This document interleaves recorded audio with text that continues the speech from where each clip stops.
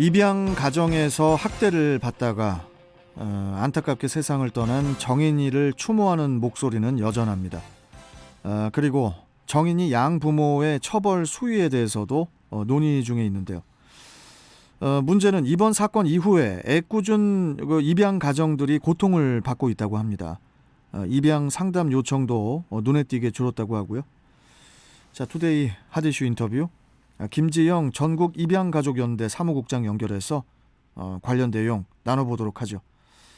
자, 김지영 사무국장님 안녕하세요. 네, 안녕하십니까. 네, 반갑습니다. 예, 반갑습니다. 16개월 입양아를 학대해서 사망에 이르게 한 이른바 이제 정인이 사건은 전 국민에게 큰 충격과 상처를 주었죠. 그런 가운데 이 입양 절차에 공공 개입을 강화하는 방향으로 제도 정비가 필요하다는 그런 목소리가 높아지고 있는데 이 점에 대해서 좀 어떤 입장이신지 먼저 좀 듣고 싶습니다, 국장님. 네, 현행 입양특례법이 2012년 시행되었습니다. 네. 이때 민간에서만 진행되던 입양 절차를 사법부로 가져옵니다. 당시 우리 입양가족 단체에서 주장했던 게 공공성 강화를 하지 말자가 아니라 입법 부작용을 최소화하는 장치를 마련하자였습니다. 말하자면 공공 개입의 연착륙을 저희가 주장을 했는데요. 예. 그런데 결과는 어떻게 됐냐면 시행 1년 뒤부터 입양률이 급락을 합니다. 유기아동은 2배로 늘어나고 2019년 감사원 확인으로만 1000여 명 이상의 아이들이 가정으로 가지 못하고 시설에서 자라고 있습니다. 현재. 이런 식으로 졸속으로 밀어붙인 공공성 강화의 피해를 고스란히 아이들이 지금 자기들의 삶을 희생하면서 대신하고 있는 겁니다. 현재 입양 절차와 과정은 이미 충분히 까다롭고 복잡합니다.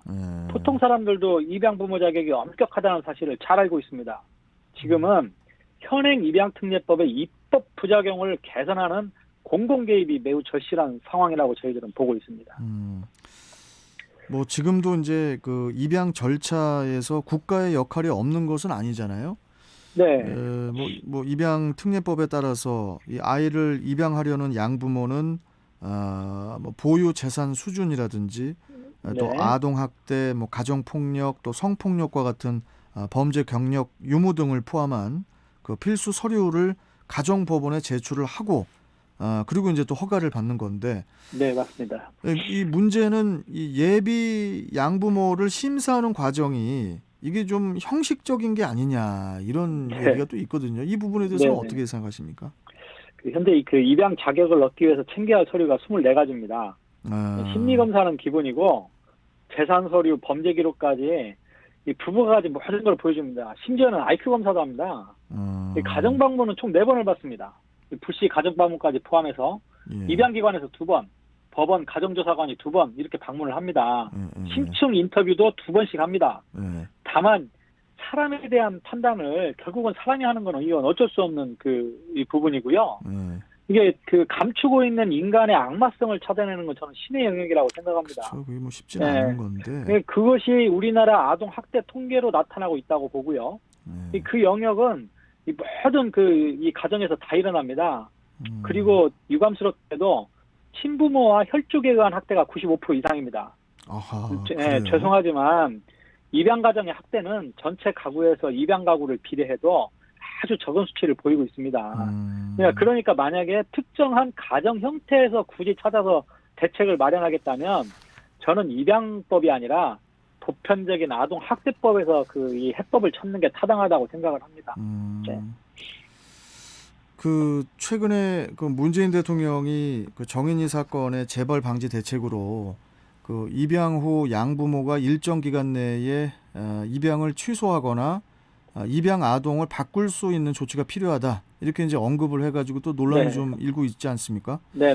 이게 입양 아동에게는 어떻게 보면 좀 씻을 수 없는 상처가 될 수도 있지 않나 이런 생각도 좀 드는데 이런 부분은 또 어떻게 생각하십니까? 그날 우리 입양 가족이 사실 2번 상처를 받습니다. 대통령의 말씀 중에서 입양 취소나 뭐 아이를 바꿀 수 있는 등의 워딩도 문제지만 이 회견문이 이게 문제가 되고 오후에 이제 입장문을 다시 또 발표를 하시는데 사실상 이게 우리 입양 가족들한테는 2차 가해였습니다. 왜 그러냐면 이 회견문, 이 입장문의 내용이 뭐였냐면, 이게 일반 가정을 그 대상으로 한 게 아니고, 사전 위탁 보호제를 그 염두한 발언이라고 말씀을 하십니다. 네. 그런데 우리는 이 사전 위탁 제도를 사전 위탁 제도라고 표현하지 않습니다. 우리는 이것을 입양 전제 위탁이라고 표현을 합니다. 입양 전제 위탁. 위탁. 예, 즉, 예. 입양이 전제가 된 위탁입니다.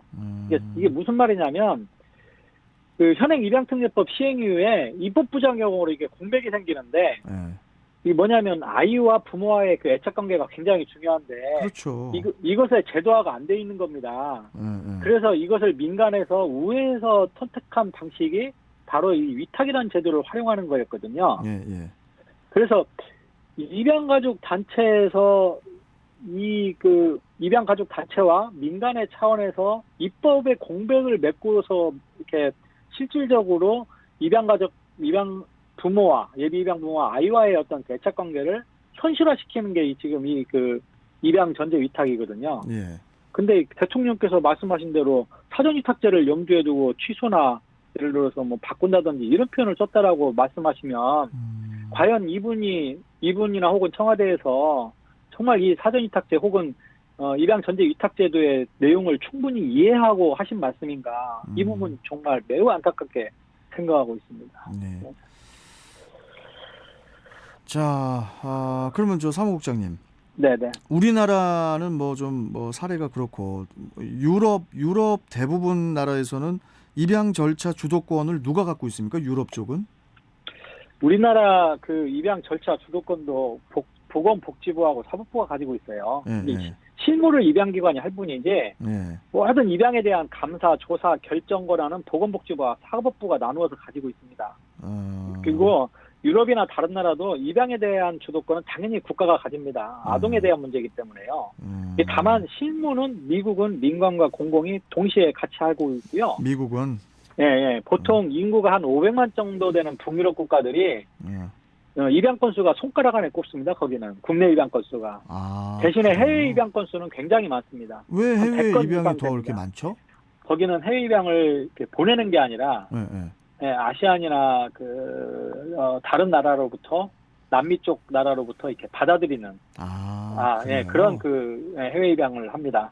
그런데 이 나라들에서는 어떻게 하냐면 국내 입양은 건수가 얼마 안 되기 때문에 공공에서 다 하지만 해외 입양은 또 민간기관한테 다 맡기고 있습니다. 뭐 이런 식으로 사실상 민간과 국가가 같이 이렇게 공조하면서 그 입양 실무 업무를 전담하고 있고, 물론 결정 권한은 국가가 가지고 있습니다. 그러니까 미국이든 유럽이든 우리나라든 모든 입양의 어떤 절차나 결정은 국가 시스템 안에서 다 이렇게 작동을 한다고 보시면 됩니다. 그렇군요. 네. 자, 그런데 좀 지금까지 우리가 이야기한 내용의 본질을 조금 더 들어가서 보면요. 네네. 사실 입양이 문제라기보다는 이 아동 학대 이게 제일 큰 문제라고 생각이 들거든요. 예, 맞습니다. 이게 저희 입양 가족들이 지금 억울한 게 그겁니다. 이 정인이 사건은 정말 있어서는 안 될 일이지만. 아니, 사무국장님 말씀 끊어서 죄송한데 정인이 같은 경우에 입양 후에 지속적인 학대를 당해오다가 3차례의 아동 학대 신고가 접수가 됐거든요. 예, 맞습니다. 그런데 모두 혐의 없음으로 처리가 됐단 말이에요. 네. 이것도 이해가 안 가고. 참 이 아동 학대 이 부분에 대해서는 이게 지금 계속 아동 학대 이야기가 나오고 있는데 원인이 어디에 있다고 보세요? 사실상 이게 국가 시스템의 누수에서 발생한 문제입니다. 국가와 시스템의 누수요? 현재 그러니까 아동학대법이나 형법상 아동학대법이나 가해자를 처벌할 수 있는 형량이 적거나 혹은 그 시스템이 없어서 문제가 발생한 게 아니라 실제 현장에 가보면 이 사람들의 어떤 처우라든지 전문성이 굉장히 낙후되어 있습니다. 어떤 사람 얘기하는 거예요? 그러니까 그 학대에 개입할 수 있는 아보전이라는 그 기관이 있고요. 국가에서 위탁받아서 민간에서 하는 사업입니다. 이게. 그쪽이 좀 열악하다 이런 말씀이세요? 그렇죠. 사회복지사들이 하시는데 굉장히 일은 굉장히 어려운데 3D인데 굉장히 처우는 사회복지사분들이 됐던 뭐 이렇게 열악한 환경이 좀 개선이 되면은 이런 아동학대 신고가 접수가 되면 바로바로 뭐 처리가 된다 이런 말씀이세요? 아니요. 두 가지입니다. 첫째, 기본적으로 이분들의 또 전문성도 문제입니다. 왜냐하면 이분들의 이중률이 굉장히 높습니다. 그러니까 그 다음에 이 그 학대와 관련된 전담 공무원 제도가 시행된 지 불과 지금 작년 10월 달부터입니다. 그러면 그전에는 학대와 관련된 전문적인 공무원이 없었다는 얘기입니다. 즉, 이 말은 무슨 말이냐면 우리나라의 공적 시스템은 순환근무입니다. 2년마다 돌아가는. 그러니까 뭘 이렇게 전문적으로 뭘 익힐만 하면은 이렇게 그또 바뀌고 이러는데 기본적으로 학대는 케이스 바이 케이스입니다. 그렇죠. 굉장히 많은 경험이 쌓이지 않으면은 대응하기가 어려운 이런 그 구조를 가지고 있습니다.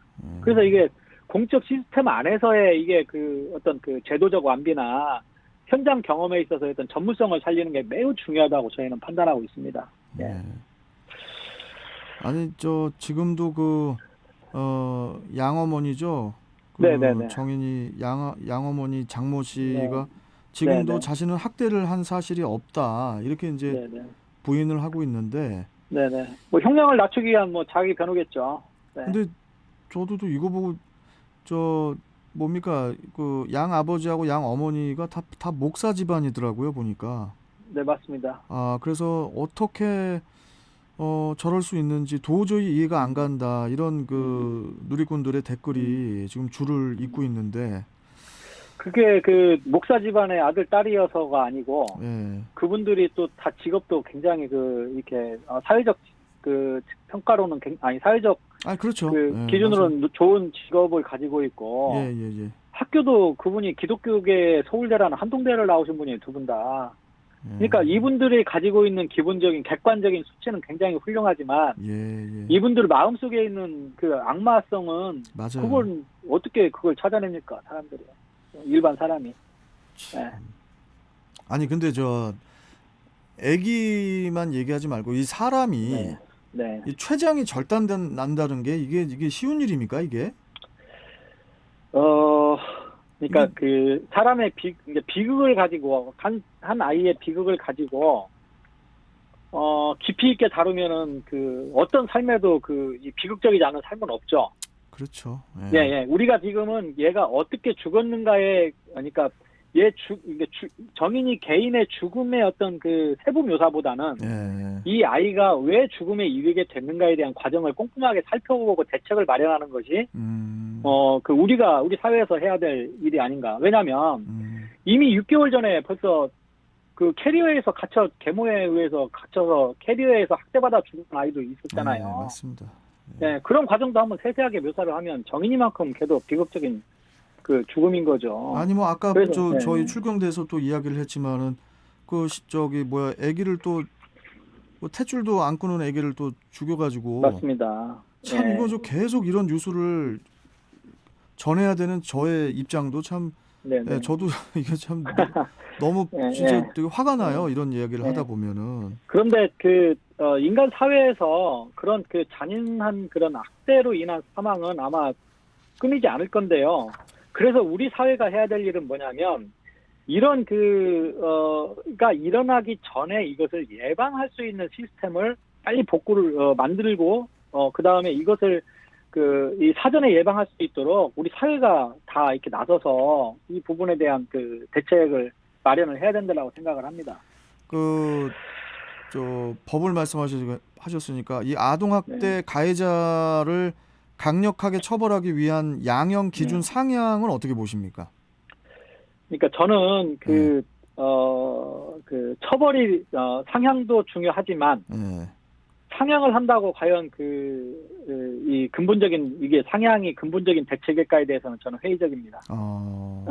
그래서 예컨대 그 모든 것을 만약에 형벌 기준으로 형벌을 강화시키는 기준으로 하자면 우리나라 사형제도를 부활시키는 게 맞죠. 그렇죠. 예. 그래서 마치 이슬람 국가의 어떤 율법처럼 도둑질하면 손을 자르고 뭐 이런 식으로 가야 되는 거 아닙니까? 그렇게만 따진다면. 그렇죠. 문제는 뭐냐면 인간 사회에서 피할 수 없는 그 문제라고 저는 일단 보고요. 다만 이것을 피할 수 없다고 해서 이것을 그대로 두자라는 게 아니라 예. 이것을 사전에 그 걸러내고 예방할 수 있는 이런 장치들을 우리들이 꾸준히 만들어내서 우리 사회가 그런 부분에 대해서 더 노력을 해야 된다. 저는 이런 생각을 가지고 있습니다. 우리 김지영 사무국장께서는 2018년과 2019년에 네네. 아동 학대로 숨진 70명의 아이 중에 네. 양부모에 의해서 숨진 아이는 한 명뿐이라는 그런 주장도 하셨잖아요. 네, 통계청 통계입니다. 네네. 이번 일을 계기로 이렇게 입양에 대한 인식이 좀 부정적으로 바뀌지는 않을까, 이게 좀 염려가 되는 것도 사실인데 이 부분에 대해서도 좀 한 말씀 해주세요. 네, 그건 이미 그 현실이 됐습니다. 뭐냐면 입양기관은 지금 조직적으로 전화를 해서 가장 욕설과 인신공격으로 그 일상적인 업무가 마비되었고요. 예비 입양 부모들은 지금 입양 절차를 중단하거나 포기하고 있습니다. 그리고 그래요?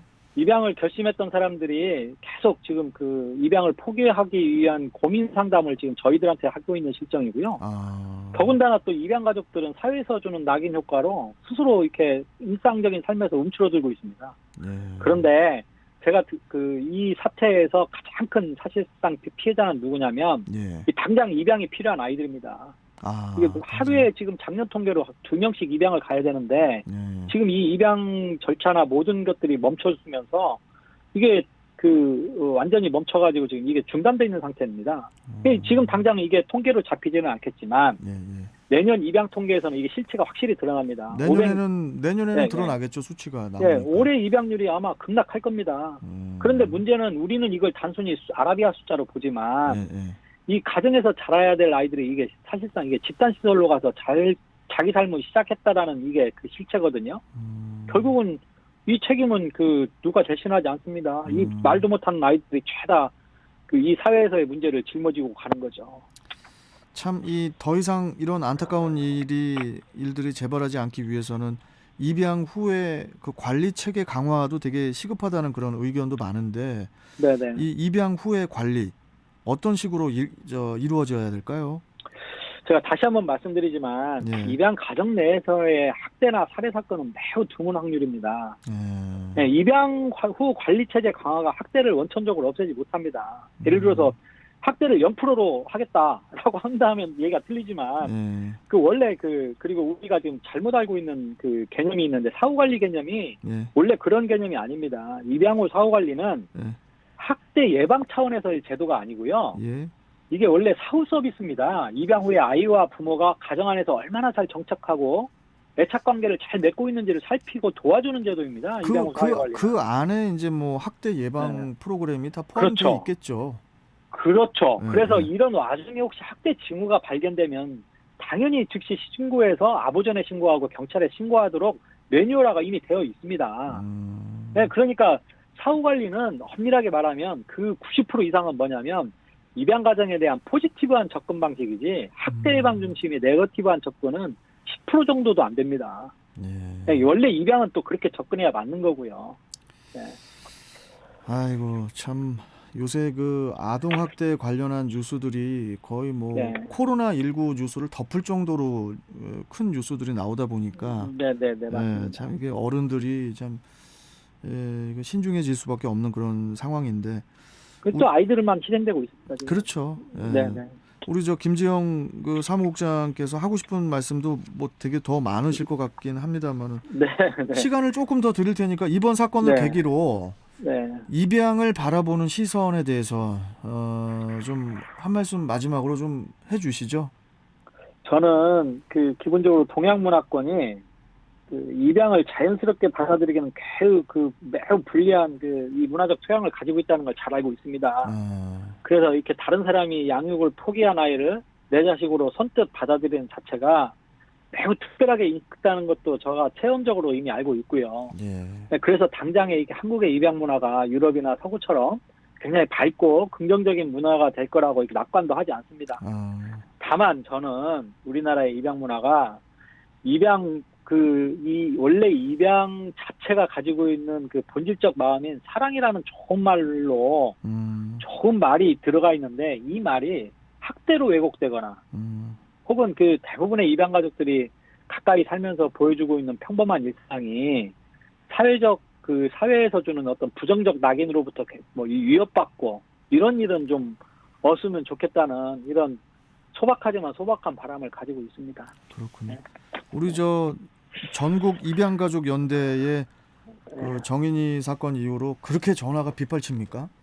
아, 지금 뭐 그 아침에 출근하면은 거의 뭐 종일 그 기자분들하고 어떤 전화가 오는 거예요? 저기 저 기자분들로부터는 이제 취재 관련 전화고요. 그 네. 다음에 입양 가족 내에서는 그 이 예를 들어서 내 아이가 카톡방이 있는데 예, 예, 그 입양 아동인데 예. 그 아이들은 친구들은 입양 사실을 몰라요. 근데 모르죠. 카톡방에 무슨 말을 하냐면 그 친구들이 예. 입양 부모는 살인자고 입양 아동은 너무 불쌍하다 아, 이런 얘기를 합니다. 참. 그럼 그 아이가 일상에서 받는 그 이 말도 못하고 받는 그 고통이 얼마나 큽니까? 집에 와서 펑펑펑 웁니다. 예. 이런 식으로 지금 뭐냐면 그 아이들이 뭐 그 사실을 얘기한 게 아니라 이 사회 분위기, 엄존하는 사회 분위기를 그런 식으로 지금 빗대서 아이들은 얘기를 하고 있잖아요. 예, 그러네. 이게 지금 우리 사회에 지금 입양을 바라보는 시선입니다. 우리가 지금 이걸 그냥 뭐 뉴스 흘러가는 물처럼 뉴스는 끊임없이 쏟아지잖아요. 사무국장님. 네. 그러다 보면 또 내일은 또 다른 뉴스, 내일 모레는 또 다른 소식들 전하느라고 네. 저희도 바쁘고 방송국도 바쁘고 네, 네. 하지만은 이런 중요한 문제는 좀 우리가 계속 반복해서 확인하고 계속 다뤄야 네네. 그래야 그게 더 자라나는 아기들을 위해서도 그게 더 중요하지 않을까 이런 생각이 좀 들고요. 네네. 앞으로 뭐 상담하시는 분들 또 스트레스 많이 받고 걱정하시는 분들 때문에 고생 많으시겠지만은 우리 네네. 사무국장께서도 좀 계속 좀 고생해 주시고 네네. 아이들을 위해서. 자, 네. 뭐 또 다음에 또 연결해서 또 말씀 듣기로 하고요. 아, 네네. 예, 오늘 말씀은 여기까지 듣겠습니다. 네, 감사합니다. 예, 고맙습니다. 네, 감사합니다. 자, 지금까지 김지영 전국 입양연대 사무국장과 함께했습니다.